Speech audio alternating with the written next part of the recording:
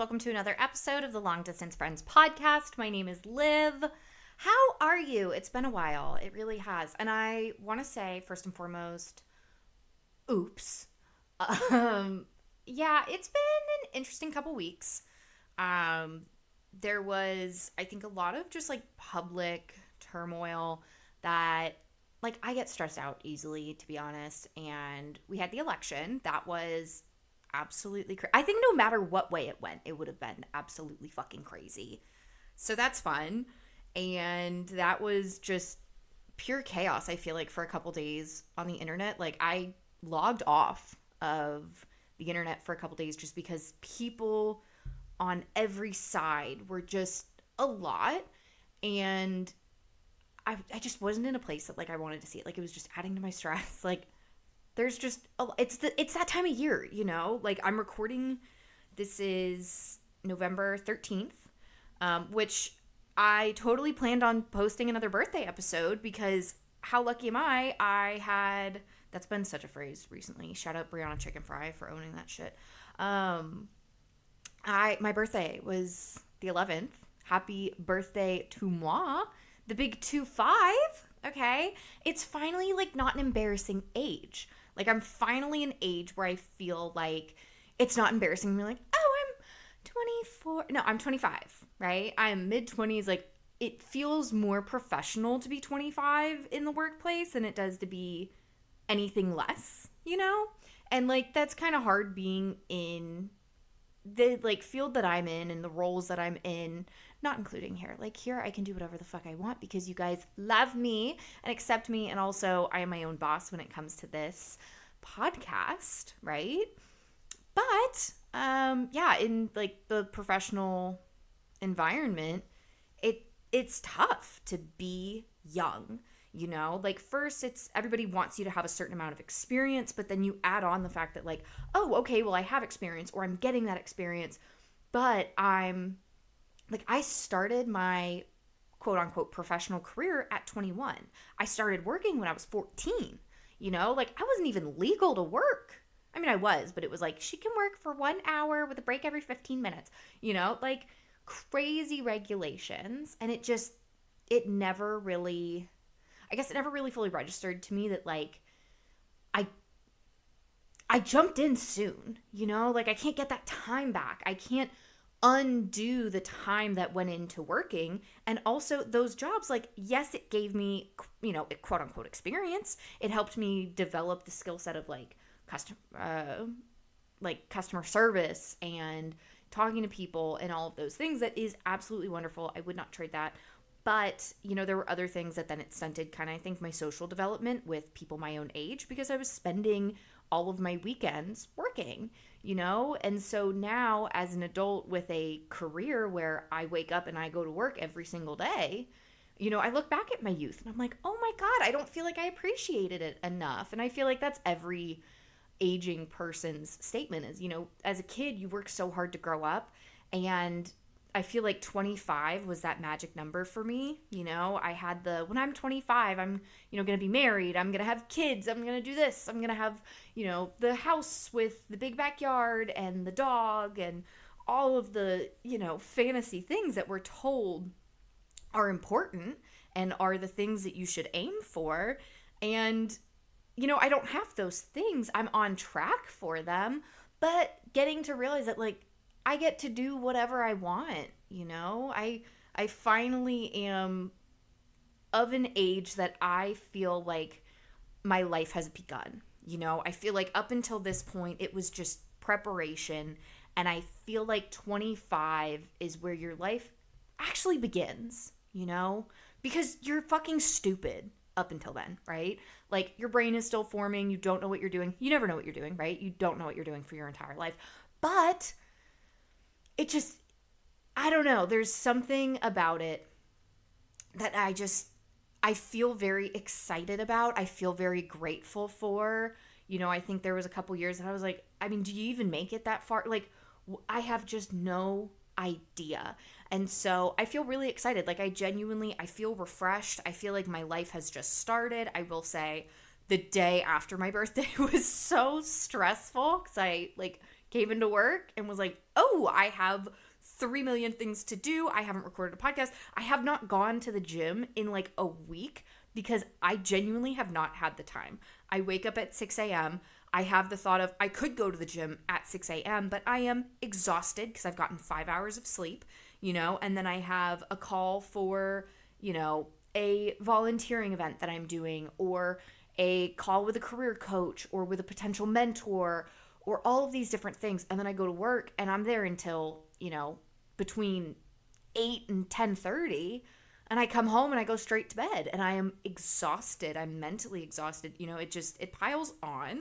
And so that Tuesday I was like, I think this was an eye opener. Like, one, I felt the level of stress in my body and was able to kind of identify that, like, none of this is that serious. Like, genuinely, everything that I do every day is not that serious. Even this is not that serious. I'm not changing lives. I'm not saving lives. I am not doing groundbreaking work. I'm talking into a microphone, right? I'm rambling so that somebody driving to work is like, I got something to listen to that's going to make me laugh. Or, just feel like somebody else is around. And I think it's important to, like, one, remember that, like, life is not as serious as we make it out to be, but also it is, so, like, catch-22. But it just, I don't know, it's really easy to get caught up in the illusion of importance. I think that's a good way to put it. The illusion of importance in this world. And most things are really not that important, and it takes time to realize what is. I'm so grateful that over the past year I have gotten the opportunity to look at my life and really take a moment to step back and say, but what do I actually want? What do I actually value? What is actually important to me? Because I've always put my value on being a good worker and what I can contribute to a company and all of these things, but, like, what a great generational shift that we are having, that people are looking at their lives and are saying, a job is a job. Like, yeah, I want to enjoy what I do because I'm doing it for most of the days and the hours of my life. But at the end of the day, this is a means to make an end, right? This is just something that I do in order to provide the rest of my life, right? I would love to be able to work 25 hours and then fund my entire life off of that amount of money, but that's not how that works. So I'm going to work full time. I'm going to do all of my things. I would love for this to take off. I would genuinely, oh my God, the joy it would bring me if this was my mainstream of income, because this is something I love doing, right? This is something that brings me happiness, that brings me joy, it brings me fulfillment. But I also realize that, like, that takes a long time. And, like, when I get to that point that this is my mainstream of income, I'm going to come back, I'm going to repost this episode and say I'm so thankful. But I've gotten the shift of, like, I want to be home to have dinner every night. How lucky I am that I get to come home every single night and I have a partner who has made sure that there is a dinner waiting for me. That even if he is asleep on the couch because he tried to stay up waiting for me, there is food in the refrigerator with my name on it. And that I'm taken care of in that sense. And, the flip side is I want to make sure that I'm taking care of my partner like that I'm home. If we can eat dinner together, even better.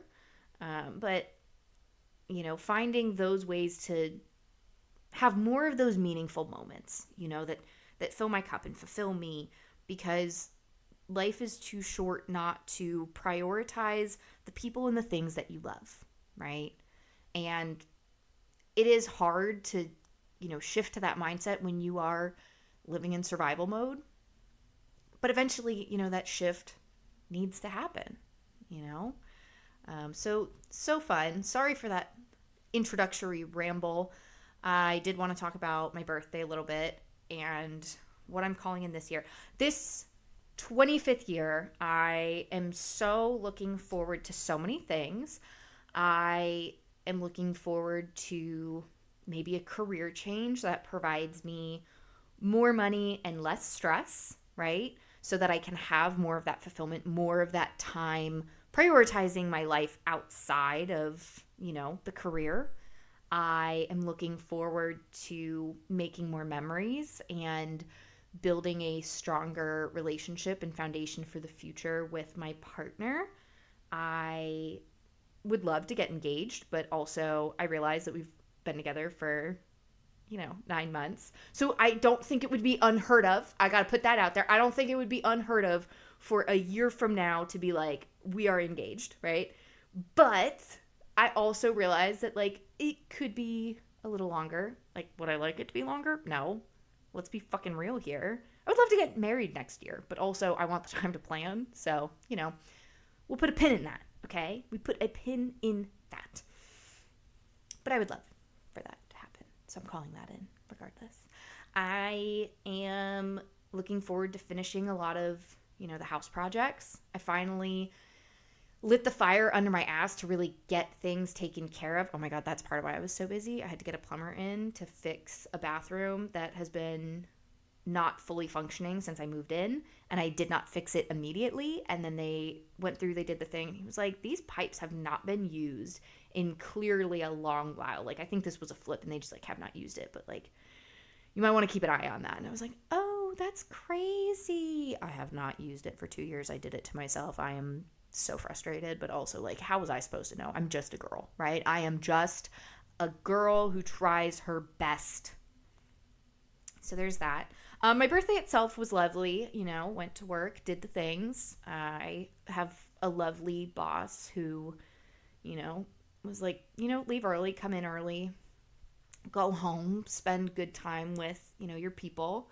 I love my partner so much. He's wonderful. He made me a delicious steak for dinner because that was like my one thing. So I was like, I just want like a good steak dinner. I want to be able to sit at the table. I want to eat dinner together. I want to talk about our day because that's not something we get to do often. And we got to do that, and it was so nice. My girlfriends, Rachel and Delaney, sent me some chocolate-covered strawberries, which were divine. It's nice to have those, close connections where, like, I look at it and I'm like, I had so many people that I love that, like, made sure that I knew that they think of me and they love me and they care for me and, reach out.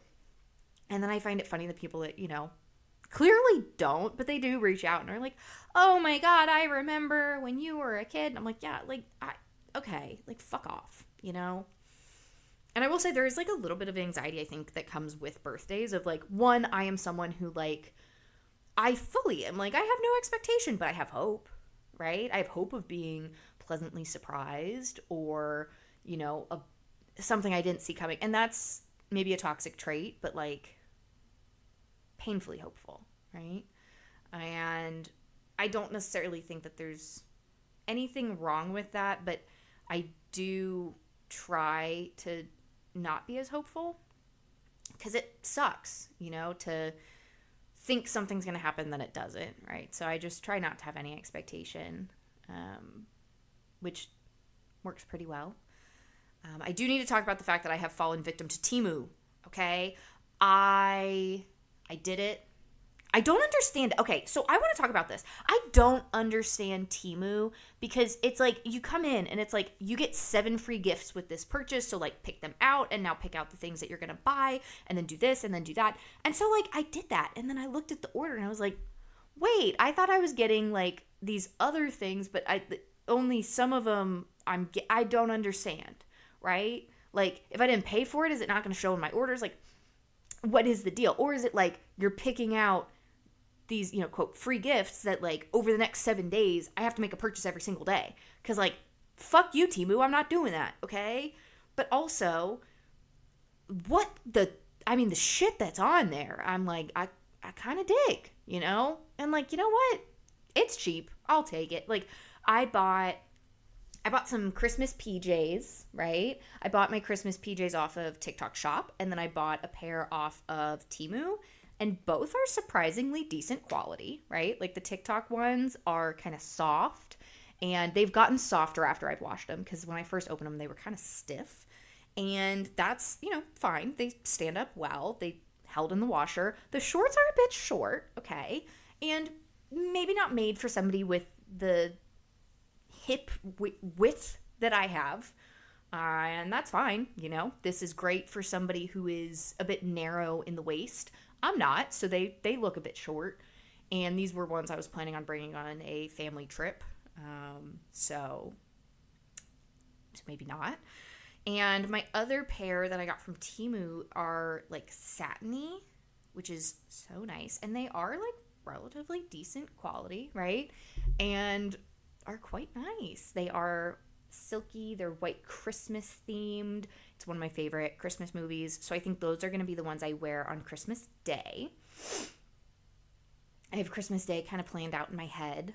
And I do want to record it just because, like, I'm putting together what I think is, like, a relatively big gift. And so I kind of want to get, like, his reaction, you know, to see back. So there's that. I have so many things that I don't have storage for because I sold my drawers. And so I keep buying shit. And then I look at my house and I'm like, I don't know where to put it. Like, I have 2 rooms that are just piles of shit because I don't have cabinets. I don't have dressers. I don't have, you know, storage containers. Or I do, but I, you know, have things in them, whatever. You know, I'm trying to go through, I have all these sheets that I'm like, okay, like, I don't know, maybe I just grew up in a household where it was like you don't get rid of sheets and towels, like you just use them for something else. So now I have like 16 pairs of sheets for one of the beds that have, you know, holes in them, or they're, you know, not really good quality or whatever. And I'm like, I just like can't get rid of them though. You know, like I need to clean out these shelves and actually fold the sheets and the towels and the linens and the random clothes that is scattered all over the place and find real spots for them. But part of that also means I have to then clean out the I don't want to deal with it closets to be like, okay, this closet is going to hold linens and is going to hold the winter clothes. And this one is going to have the summer and spring clothes, and it's also going to hold, you know, shoes, right? And it's fucking frustrating to do that because I'm like in my head it's organized, but then to actually put it into practice so that my house is not cluttered is tough. Also, I want to say, I am clean, but I am cluttered, right? It's the difference between clean and tidy. Like, my house is clean, it is hygienic, but I have clothing all over the place, right? I'm not like, I leave food out until it rots, right? That's kind of gross. That's not me, right? I make sure things are like hygienic, sanitary. I do the deep cleaning. But I have a couch full of sweatpants and snow gear that I'm like, I know I'm going to need it soon. So I don't want to put it in a storage container and kind of shove it in the corner because then when I need it in like 3 weeks, I'm going to have to get it out of that container, which is really not hard. But in my little ADHD brain, I'm like, but I'm going to need it and it's already out. So I should just leave it out. But then that also means like, okay, then do I look at my summer clothes that like, it's officially 40 degrees. I am not going to need these summer clothes. Put them away. But then I'm going to have to take them back out in a couple months. Like, it's a constant cycle. So having to work through that, maybe I'll do that this weekend, TBD. I genuinely, there are times that I'm like, maybe I should get back on Adderall because truly, I think if I were to take an Adderall, I would have this place spotless because my brain would be able to like actually focus on like what needs to get done. You know, I try to do the time management and stuff, but like I'm just so tired. Like I get why housewives were prescribed speed.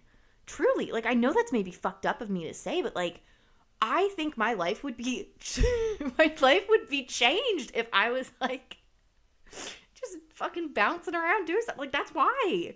That's why the 1950s housewives were getting all that shit done. They were high. Ugh. Bring back that. No, that's actually like so bad for your health. But again, like it's the catch-22 of like I'm not, you know, low-key poisoning myself with like, you know, amphetamines in order to just get through the day. But I know that I have had success with my life quality, you know, increasing when I've done that in the past. But I do also realize that it's not always the healthiest for me because I kind of zigzag on my weight and what I eat and all the things. And so, like, yeah. lame. Had a sleepover in Cincinnati a couple weeks ago. I'm big in my crafting era. Okay, I made a cutie patootie matching sweatsuit, and we did iron on patches, and they are so cute. But I feel like I did not iron them on enough. So I've been going back and I'm trying to like embroider into the patches to keep them stuck on better. I did get fabric glue as well so that I could make spot, adjustments. But I made these cute sweatpants with my name down one of the leg. I got an extra large because I knew they were going to shrink in the dryer, but I can't wash them yet because I don't feel like the letters are sturdy enough on the material. So I'm trying to work through that, which is so fun. And I did do a closet purge. I did do a fall closet purge. I have a white garbage bag full of clothing that I have not actually gotten out of my house yet. I have not gotten it to the Plato's Closet. I've tried to sell some of them online, and that's not gone well. So I'm just going to take it to Plato's Closet and take my $50 with it, and run. But there's that. Oh, I also wanted to talk about code switching. So code switching is like, it's like when you're in a situation, you act a certain way, right? And then when the circumstances change, when somebody else walks into the room or, the tone changes, you shift codes, So the way that I present and I talk and I exist in a room with my boss is very different than how I exist and show up in a room with my partner. And I kind of had to talk to him about it because, like, we work opposing schedules. And I am in a office setting where I am very serious. I'm making a lot of decisions. I am having to, calculate risk and be very proactive and strategic in everything that I am doing. And so he calls me, and like when I'm with him, I'm like, I need you to take control. I am tired. Like, I'm exhausted, and you are like my safe place. So he kind of like pulls me out of that. And so it's so tough because like he'll call me when he gets off of work to be like, hi, I love you. I got off of work. Like, I'm going to go home and do this. And I'm like, okay, that's great. Thank you. But but like you just kind of shifted my brain out. So now I have to shift back and I have to reacclimate to like being in fight or flight, or I don't fully shift out of it. So when I'm talking to him, he's like, are you okay? Like, this is not healthy. And I'm like, one, he's right. It is not healthy for me to be in an environment so frequently where I am literally, my body thinks I'm being chased by a bear, right? Because I'm not. I'm not being chased by a bear. I'm sitting at a desk, right? Like, it's really not that serious. But my body does not understand that. And so that is frustrating, to have to look at and be like, oh, this isn't good for my health, right? Like, this is not good for my well-being, but it pays for my existence. So, like, I guess I got to keep doing it. And, sometimes it's part of it. I do think there's a certain degree of, like, part of adulthood is buckling up and getting to it. And I've been really successful in this environment for so long. But I also really was addicted, I think, to the cortisol. I grew up in a really stressful home. So it wasn't out of the ordinary for me to feel, constant stress. But then having to look at like my adulthood and be like, I don't want that long term. I don't want to live like that forever. I'm tired. I don't want to do that. So finding ways to get out of that and having to recognize like when I do have that code switching moment of like, how long do you need to transition? And I feel like I've become so self-aware of how I switch in and out, where when I'm at home, how quickly I'm one way. And then if I get a work call, I'm like frantically trying to shift into that other version of myself. And, when the people around me see that are like confused, I'm like, what do you mean you're confused? Like this is just what it is. So I don't know. I think it's part of life. Everybody does it. But it's interesting. I give you the homework of try to think about the way that you shift and you code switch when you're in circumstances. I was going to read you like actual information about it, but guess what? I'm tired. My brain is mushy. I just want to lay down. I have so much I need to do, and I'm tired. So, not yet. Maybe next week. What else did I want to talk about? I feel like there was more. Oh, I had my first house guest with the updated guest bedroom. It was one of my boyfriend's friends. We had a funsy little time. And I love him so, so much. But my sweet, sweet angel baby did say, hey, we should have a Friendsgiving. And I said, that sounds so much fun. It is November 10th, though. So, like, when are you thinking this, and how many people, and like what does that look like to you? Because I know how to throw like a crafting party for the girlies, and he was like, we should invite all of our couple friends over. And I'm like, that's great. Like, what date? Because we have Thanksgiving where my family is in town and I don't know when they're leaving, and then we go out of town like 2 weeks later, and I don't like, what do we do? You know, how do we work this out? So I'm trying to figure that out. I have not actually texted any of the couples that he wants to, you know, invite over. But my plan is, you know, get some crafties together. I've seen online these little wooden houses from Michael's that you can paint. And there's different ways to make the paint look like gingerbread. So you can make like little gingerbread houses. But getting, you know, supplies together for a little craft party. And you know, then also looking at like catering. Because again, this is something I've done before. I had a vision boarding party in the spring, which was lovely and so much fun. And I'm like, okay, I just do that again. But I don't know, like, I don't know how to entertain the boys, right? Which is like totally for Andrew to figure out. Like, that's his area of expertise. He can do that. Those are his friends, right? But there is that part of me that's like, oh, okay. When his friend came into town, he told me the day before, and I was like, hey, there is a pile of clothes that I have not touched in that bedroom, and the sheets aren't clean, and they aren't on the bed, and there's cat toys all over the place, and the guest bathroom isn't fixed, and all of these things. And he was like, yeah, it'll be fine. I was like, oh, okay, yeah, no, it'll be totally fine. And so now the ball is rolling. Like, I think that was what I needed to really, like, snap my brain into, like, okay, it's go time. We have to fix these things. Still have not gotten the ivy off of the house. Still have not gotten the gutters clean, but he's working on it. He's also going to check out our upstairs neighbor because there is an animal in my attic. I don't know what kind of animal. I hear it moving around at night. I hear it in the mornings. Like, I am freaked the fuck out. We've had something fall down. It sounds like the chimney where it's like behind the wall, because there was a fireplace and they walled over it, and there's still a chimney on my house and I need to get it resealed. But I'm like, did something fall down the chimney and then crawl up into the attic? Like, I don't know.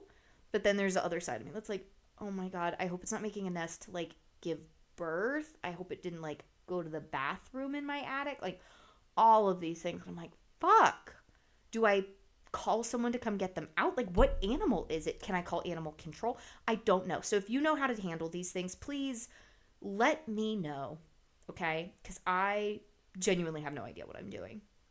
But I think that's all for me this week, because it's a quick episode because I'm just trying to survive this week.